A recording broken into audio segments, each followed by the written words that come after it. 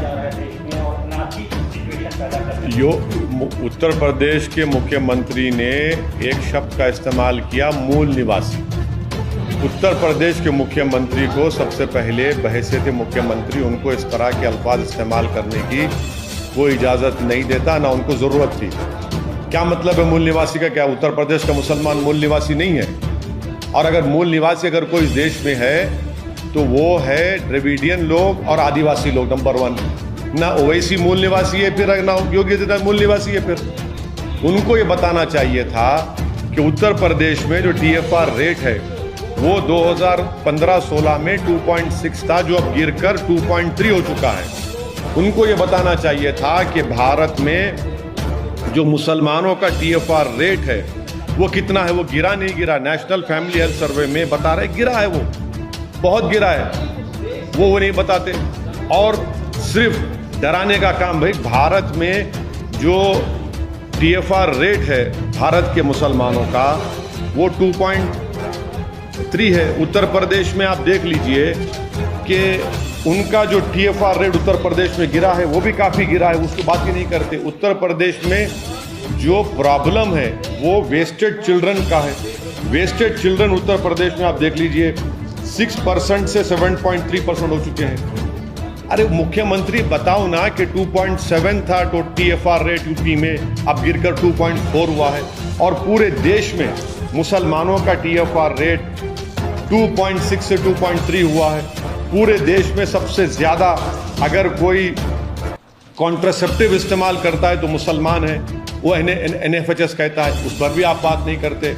और उत्तर प्रदेश में population stabilise होगा, डिजायर्ड फर्टिलिटी रेट 2026 तक हो जाएगा।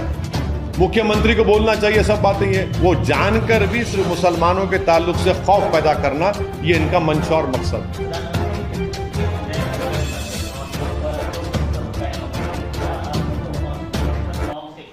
बिल्कुल इसलिए मानता हूं कि भारत के संविधान में separation of powers basic structure का हिस्सा है। और सेपरेशन ऑफ पावर्स ये है कि एग्जीक्यूटिव जो प्रधानमंत्री है, लेजिस्लेचर जो लोकसभा के स्पीकर हैं और जुडिशरी जो चीफ जस्टिस ऑफ इंडिया हैं, वो एक दूसरे के मामलात में मदाखलत नहीं करेंगे, इंडिपेंडेंट रहेंगे। तो जब लोकसभा में प्रधानमंत्री जाते हैं तो स्पीकर बड़ा है, स्पीकर अध्यक्ष है, प्रधानमंत्री बड़े नहीं है वहां पर। जहां तक ये तो सेपरेशन ऑफ पावर्स का हिस्सा है। प्रधानमंत्री सामने बैठे हैं, लोकसभा के स्पीकर पीछे बैठे हैं। और अगर आप कॉन्स्टिट्यूशनल एक्सपर्ट्स को पूछेंगे तो वो जो अशोक चक्र है, जो उसके में 4 जानवर है, एक घोड़ा है, एक हाथी है, एक उसमें बुल है और एक लायन है। वो क्या बताता है कि भारत के संविधान का जो प्रियम्बल है, लिबर्टी, इक्वालिटी, फ्रेटर्निटी, जस्टिस को बताता है। प्रधानमंत्री उसको क्यों बोल रहे हैं? और ये तो उस जगह पर मिला था ना, जहाँ पर 50 फीट का एक पिलर है, जहाँ पर गौतम बुद्ध ने अपना पहला सरमन दिया था। अरे भाई कोई बौद्ध मजहब के जिम्मेदारों को बिठा लेते कम से कम, ताकि लोग याद रखते कि गौतम बुद्ध ने उस जगह पर खड़े होकर अपना पहला सरमन दिया था।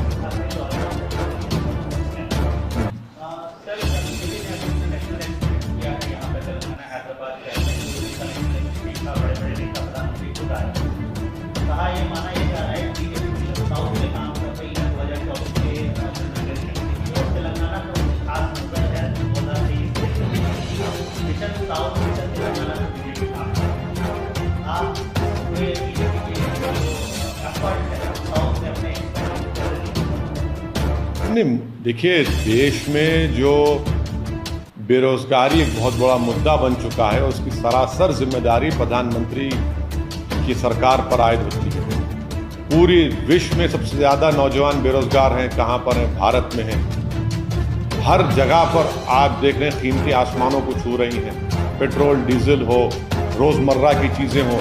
तो ये एक बहुत बड़ा मुद्दा है। बीजेपी कोशिश ज़रूर कर सकती है, मगर मुझे यकीन है कि बीजेपी तेलंगाना में जो नफ़रत के पैगाम को आम कर रही है, वो तेलंगाना की आवाम उसको मुस्तरद करेगी, रिजेक्ट करेगी।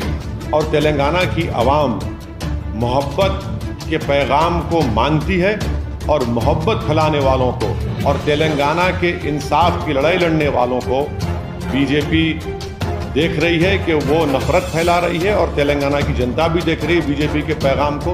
और मुझे यकीन है कि तेलंगाना की आवाम नफरत को रिजेक्ट करेगी और तेलंगाना की हक की लड़ाई लड़ने वालों का साथ देगी। आपको लगता है सर नॉर्थ इंडिया में उत्तर भारत में बीजेपी सेलिब्रेशन है इसलिए वो दक्षिण भारत की तरफ रुख कर रही है सेंट्रल की बात कर रही है? देखिए, कोई भी पॉलिटिकल पार्टी कहीं पर भी जाकर काम कर सकती है, मगर तेलंगाना की खासियत यह है कि ये स्टेट बना इसलिए बना क्योंकि अपने सेल्फ प्राइड के लिए और तेलंगाना की आइडेंटिटी के लिए। और ये बात बीजेपी नहीं समझ रही ना, बीजेपी को हजम हो रही है बात। साउथ का द्वार कहा जाता है कि कहा जाता है हैदराबाद और तेलंगाना को। लगता है कि मुख्यमंत्री तेलंगाना के टीआरएस के चुनाव बीजेपी के राह सबसे बड़ा हर्डल है, सबसे बड़ा ऑब्स्टिकल है बीजेपी के लिए।